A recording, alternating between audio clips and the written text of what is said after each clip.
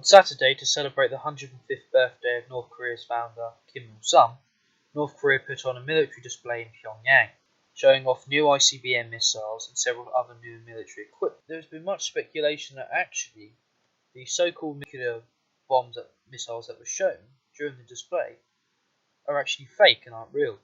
After all, over on the Sun, there was reports, and even on on Australian news, reports that actually the ICBM shown were actually fake, and there were clear structural issues with them. If you look at a BBC video, you can actually see that one of the noses of the so-called missile was pointy, and it's not supposed to be pointy as it was, which brings into question, does North Korea have nuclear weapons? And I actually don't think North Korea does have nuclear weapons. If you actually look into North Korea's military tests on Saturday, you'll find that actually it's probably very unlikely that North Korea does have a nuclear bomb.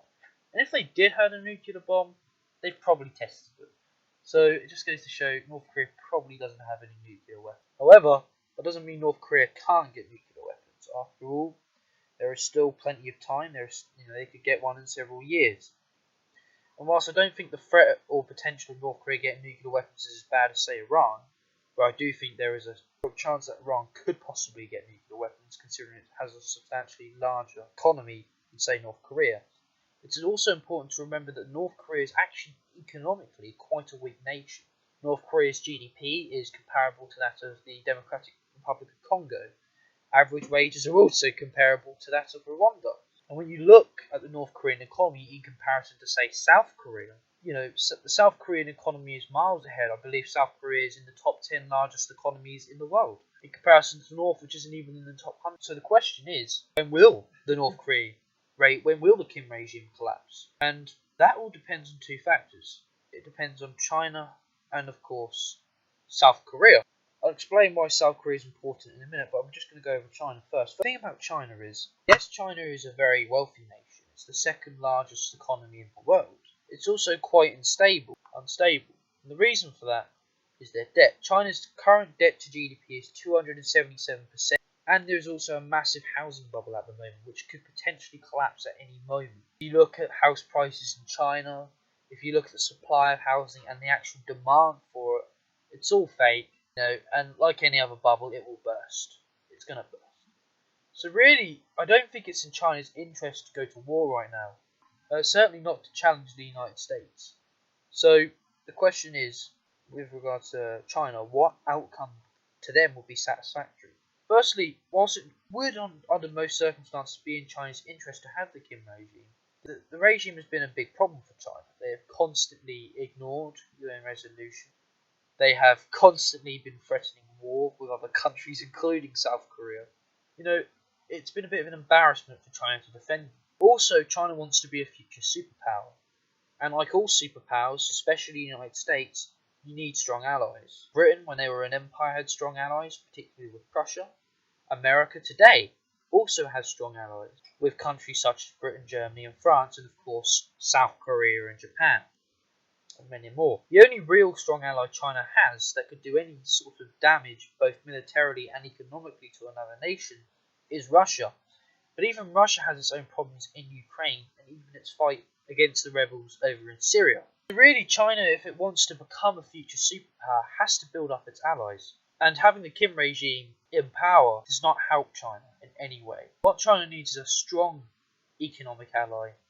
And the Kim regime in China, like I said, is not a strong economic ally. It's very weak economically, and in all honesty, I think its military is quite weak. We see malnourished troops, $7.5 billion military budget for what's supposed to be 700,000 active personnel and over 4 million in reserve.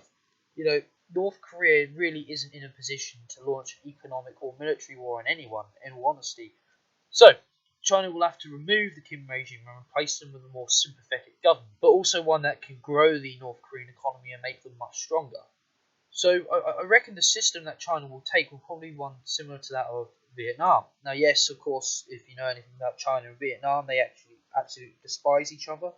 And actually, one of the reasons why Vietnam has such a large military is because of compulsory military service as a result of wars with the Chinese in the 70s. However, the system of Vietnam is a good system in terms of, well, it's not an ideal system, but it's certainly a system that China will prefer to build a both strong militarily and economically strong North Korea, which is what China will want. So I think a Vietnamese-style system whereby it's one party but has a legislature, can execute law, and can actually bring in foreign investors like China would be ideal for the country. So that I think a Vietnamese system, obviously one which is obviously a government sympathetic to China, would be ideal.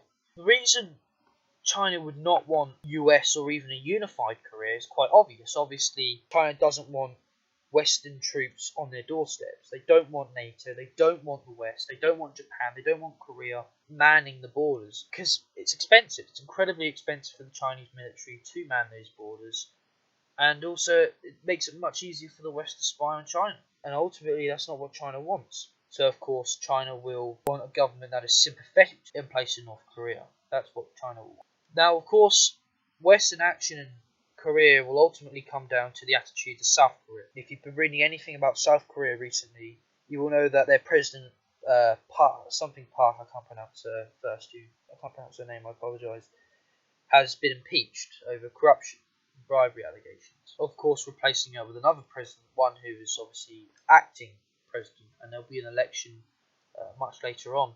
And of course, the last thing this new president wants is all-out war with North Korea and potentially China. So, US action in Korea will ultimately come down to South Korea's attitudes. Now, of course, South Korea has obviously always been next to North Korea. They're still technically at war with North Korea. And in truth, the South Korean people don't actually take the North seriously. The North has been threatening South Korea for years. Threatening nuclear war, mass destruction, destruction of Seoul, all that. They ignore that. So, of course, the South Koreans, as far as they're concerned, the North is bluffing and would probably rather things just carried on the way they are. But, of course, the West, pressures from America, particularly, and, of course, other NATO nations such as the United Kingdom and, obviously, the EU. Military action will probably have to go down. There's going to have to be change. It's not going to continue and stay the same way.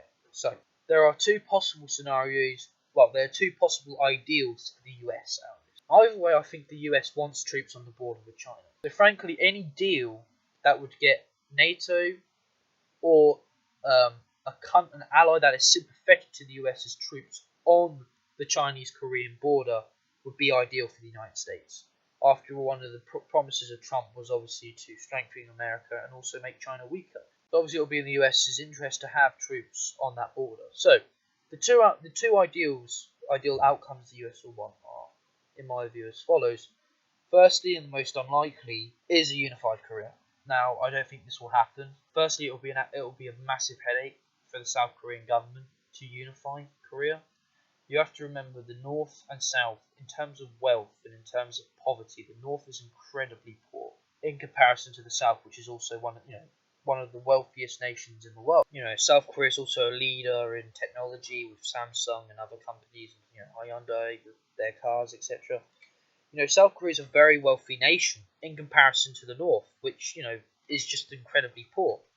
And obviously, with all nations, there's always free movement across, a free nation at least. There's always free movement across a nation. Now, we've seen the problems of free movement, especially when you have incredibly poor and incredibly rich areas, coming together to form a nation or to form a free bloc. We see this with the European Union. One of the issues of the European Union was obviously Eastern Europe.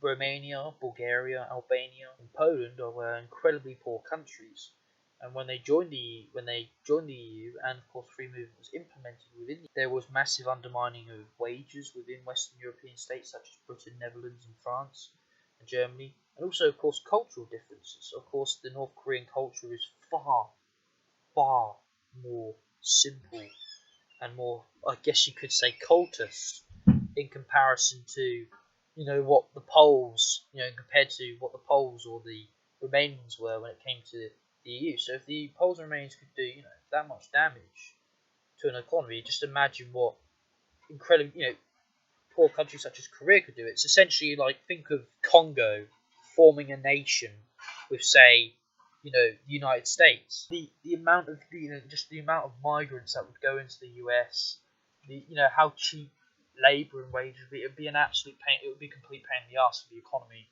and for the standard of living for the people. There would also be cultural differences. Like I said, yes, they're both Korean, but North Korean and South Korean people are very different. And actually, a lot of North Korean refugees within South Korea are looked down on. It's quite simple and primitive. Both have very different cultures. North Korea has a culture of, I don't know really, quite an obsessive of their leader, to say the least. South Korea's ideas are very much hard work. And when I mean hard work, I mean very hard work. It's almost frowned upon if you don't succeed in education, which a lot of North Koreans don't. And obviously, as we've seen, I don't know if any of you have heard, but doctors have gone over from North Korea to South Korea. And despite knowing and practicing medicine in North Korea, they're just not good enough for practicing medicine in South Korea. So just imagine that would be like for any other person from North Korea going south. Complete massive cultural differences, incredibly poor. So I don't think that's an outcome. There's a second outcome, a second possibility, and I think there is a strong possibility. It's really the main one. It comes down with that or China, and the best ideal for the US is a democratic government within North Korea. So a separate Korea, so North Korea, but with a democratic government. And like most democracies, not all the time, but generally, democratic governments will be aligned with the West. It's typically what happens, which will obviously be good for the US and would mean it would make it much easier for them to obviously put NATO or Western troops on the North Korean border. Now, obviously, China will be opposed to free and fair elections in North Korea. Well, at least when they say free and fair, I mean, a multi-party system. They're going to want a single party system. They're going to want a communist party that acts like the Chinese government, allows some investment, but plans a sort of mixed economy.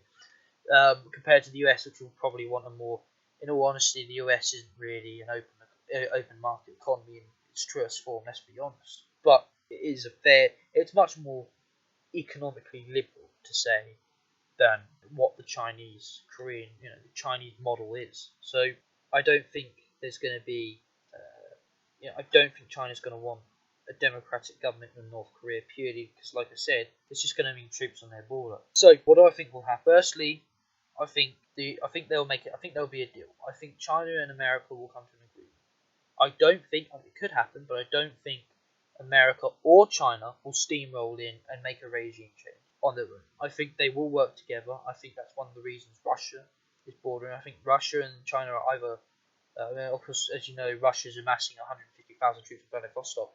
I don't think Russia will be amassing those troops to attack the US. It will be either to change the regime quickly before the US does, or to work with the US. Same with China. I think the outcome will, and I think the best outcome, or the best compromise, so to speak, would be regime change. A more economic, I mean, it's not economically free, but a much less, I can't really think of the word, crazy government than what is currently in North Korea now. That is sympathetic to China would probably be the best, the best one we could come up with. I think that will be what will happen. I think there will be a government sympathetic to China that will be installed, but obviously not as crazy as the Kim regime, and obviously will not take interest in building nuclear weapons. That's what I hope anyway. So yeah, that's what I think is going to happen. If you have any questions, just comment. Please like the video if you liked it. Subscribe if you don't like the video. Dislike it. If you disagree or agree or have any suggestions or any ideas, please place them in the comments below. Feel free to PM me at my email. It's gloriousravolutionary@gmail.com. And of course, if you ever want to go on Google Hangouts and chat about these issues, just feel free to hit me up and I'll gladly chat about it. Thank you very much for listening.